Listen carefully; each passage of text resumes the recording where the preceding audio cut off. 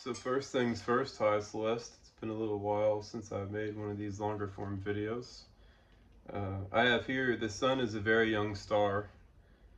Calculations are done to determine the age of the sun using data collected by the Genesis spacecraft, and interpretation is accomplished with a general theory of stellar metamorphosis. As it turns out, when DH ratios found on the Earth and other celestial bodies are pitted against one another, a much different picture of the solar system comes to light.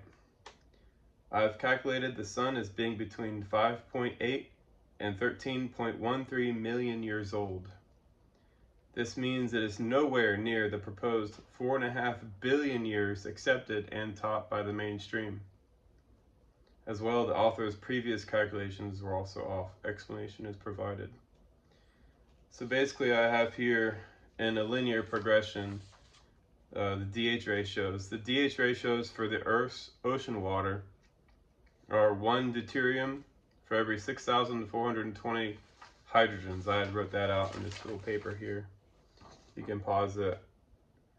Look at that.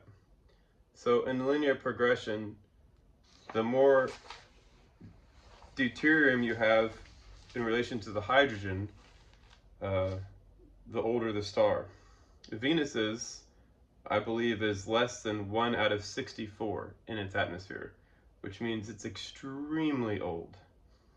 And the sun's is, I have here in the Genesis raw data, 4.5 to 10 million. And then there's another one, 2.3 to 10 million, and there's one 2.0 to 10 million, which means it's between 5.8 to 13.13 when you calculate on a linear progression for the deuterium over hydrogen. And the reason why I have the youngest stars is more pristine hydrogen is because, well, I think that when a star is born, it starts out with almost pure hydrogen, and the deuterium builds up over time. As well, I read an article where they claimed that Jupiter is a planet. Well, it's not a planet. There's one astronomer I remember hearing, he said Jupiter is clearly a star, and people were hating on him for that. But yeah, Jupiter and Saturn are both intermediate age stars. If you take their DH ratios, Jupiter's age is 632 plus or minus about 98 million years old. So basically between 530 and 730 million years old. And Saturn's age is 590 plus or minus 141 million years old.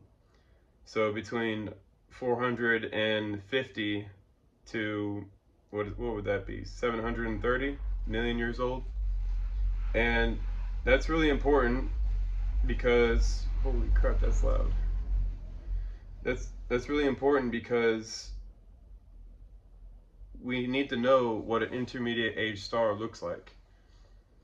We need to know that the sun isn't some extremely ancient object like the Earth is.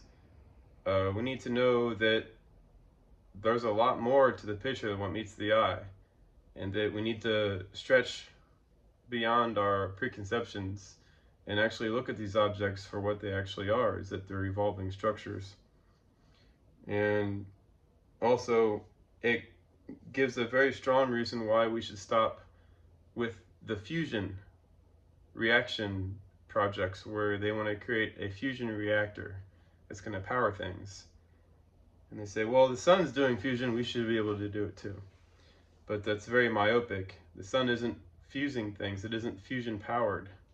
The fusion processes occur in active galactic nuclei, which are birthing galaxies, which are essentially island universes. If the astronomers would just stop, look at their educations, and go, wait a second, is there anything about what I'm learning that's preventing me making accurate observations of nature? But I don't know if they'll be able to do that. It's going to be a long haul. And for those new, of course, I do the final page here. See if I can find a little diagram. Diagram. Over here. Young stars, they're in the very top of this diagram here. They're very big, very bright, and they have very pure hydrogen deuterium ratios. And as the star ages, more deuterium builds up in its atmosphere and eventually cools, collapses, and dies. And what's left over is a large rocky ball that's differentiated with an iron nickel core. All right, there you go.